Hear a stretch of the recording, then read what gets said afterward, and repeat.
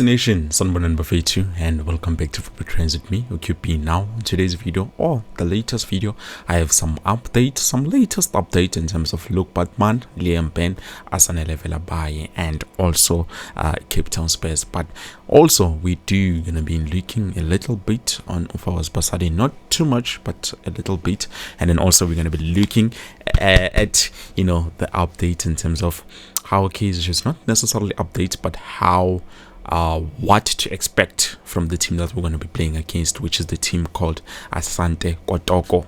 So far, I've found some interesting details, but obviously we're going to be diving into all of those details in just a short bit. For now is to make sure that you like the video. As I've said, 500 likes for each and every video, and then also you make sure you subscribe to the channel, because Mr. How much it is the right thing to do. Subscribe to the channel and click the bell notification so that next time when I post a new video, you will get notified. And also, if ever you feel like you want to donate to QP Ushai membership it's about 10 rand or 5 rand to join. You just pay once a month, not everything, just a month. 10 rand. But anyways, going back, let's just quickly start with Luke Batman, Liam Ben, Asante Kotoko. So currently the latest is that the case of Asante Kotoko, Luke Batman, Liam Ben will be continuing. Now, if you're not familiar with the story there, you know that Kaizer Chiefs tour, they've signed those players, as well as Amazulu have signed William Ben to make sure that they go to their clubs which they want them to be.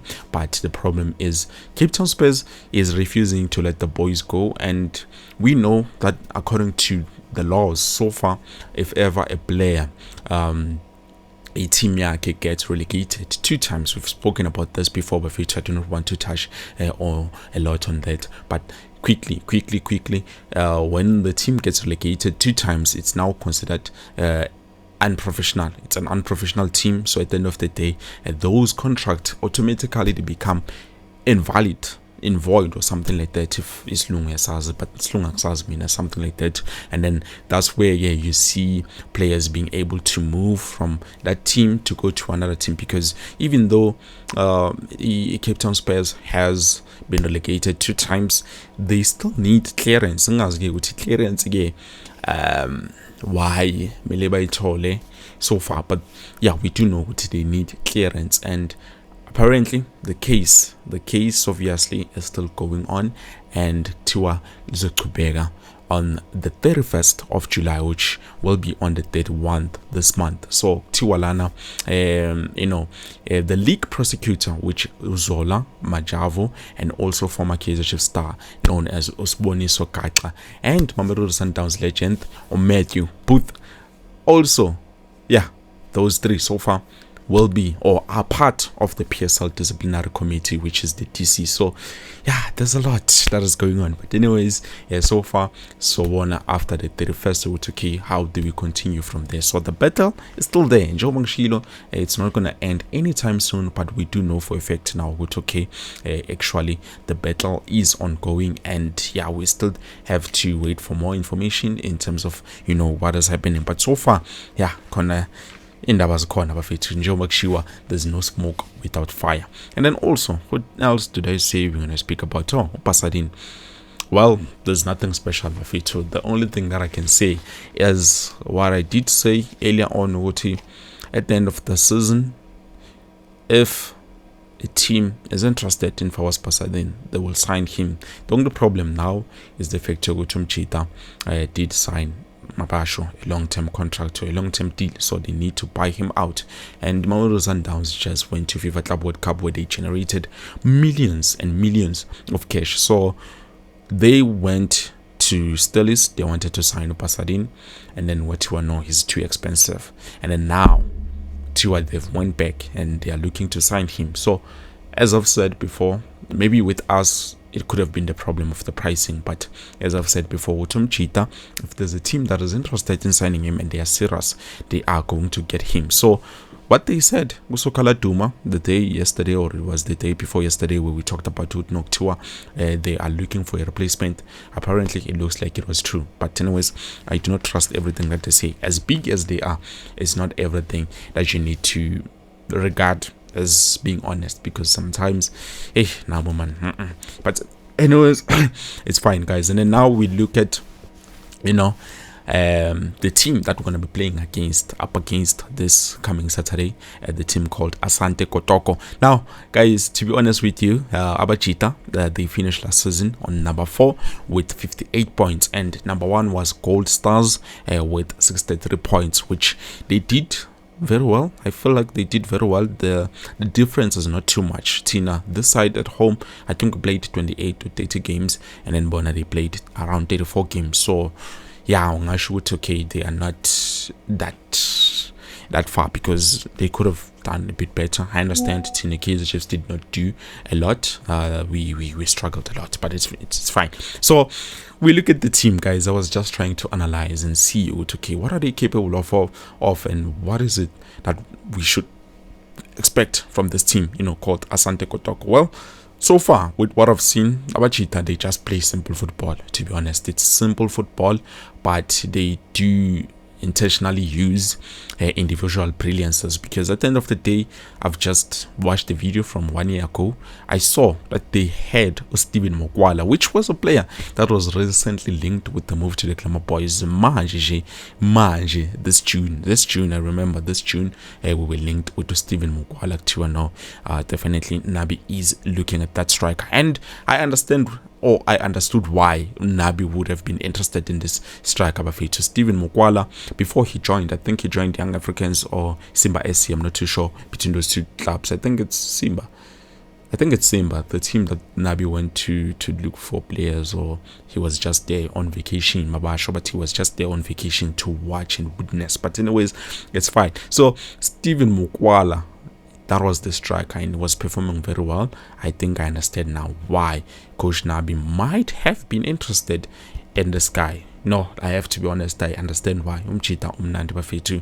He was exceptional. He was good to watch. His striker is understanding what does he need to do in front of goal, which is something we have not yet seen with our players so far as a center forward. It feels like it's something that we are currently lacking. So it would make sense why coach would have wanted to sign this guy. But now he's no longer there. Guys. So it was just 1 year ago. And then we have players like Amacho Philip, which is new. They also have signed Uhilare, which is a midfielder. Their own midfielder who is dangerous, we need to keep a lookout from, is Emmanuel Antwi, which is, definitely he's a great midfielder. So far, I'm not going to take anything away from him. I know they play simple football, but it does allow them to move swiftly and play their simple football without having too much problems, because it's simple. You get the ball, you pass, you move forward. That's it. Like, nothing too complicated. And on the other hand, Tina, we are introducing more of ball possession, because at the end of the day, that's why we managed to play those diamonds. Abachita, they pass ox back to back to the midfielder, and then back we always move in that way. So Bona, with them it's a bit different. When you get the ball, we are mono striker Uvulile is in the space, right time and everything. Boom, we are Tumela niggas at a chance. And also they use their wingers. So Albert is a winger so far, and Umchita he's gonna be a bit of a problem, because Mangpega, he's a left winger, and he left when it comes to the side, it becomes a right winger, a right back.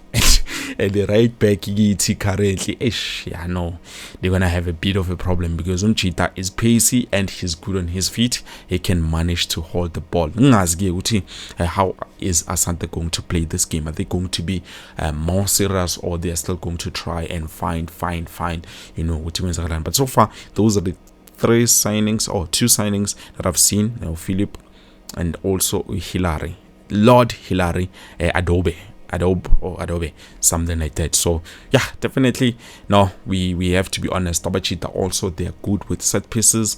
They have mastered a set piece. I've seen so far with no Abachita, they are very good. They have more goals set pieces rather than those 1v1 situations. So yeah, Kaizer Chiefs will need to be much prepared aerially. We need to be more and more defensively. We need to make sure we commit, we do not make any mistakes, because once we make a mistake, those guys, they know how to punish. So as much as they are on number 4 league, we should not regard them as a weak team. They are definitely a good team, a proper team that might give us a problem on the Toyota Cup. Now we do need this Toyota Cup of it.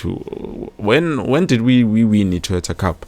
When did we win the Toyota Cup? Because I don't remember Kaizer Chiefs lifting the Toyota Cup. Maybe they did that. I just don't remember. But anyways, we need to make sure lift this trophy and bring it home. I know it's a friendly game, but at the end of the day, it's going to boost the confidence of Abachita, because earlier on, we need the goal so that the boys can be able to enjoy football, not to play football under pressure. That's another thing that is setting us back. It's the fact that they are always playing under pressure, but they're always wanting to do more in order to deliver. But if you relax, you become calm, that's where you enjoy football. That's where you give your best, because at the end of the day, you are not playing like they're trying to do something to you, but rather bafuna ogenzane, for you to express yourself, enjoy yourself, be you. Take that field, dance, play like you're dancing, like it's like a song. But anyways, that's it that I had for you today. I hope to see you Kusasa, maybe with the lineup and also some more updates if ever there are updates. But for now, I think this is it. Bafetu, thank you so much for watching. Please do you have a lovely night. I know I'm a bit late, but yeah guys, kumbule, cause I'll pay moya. Peace.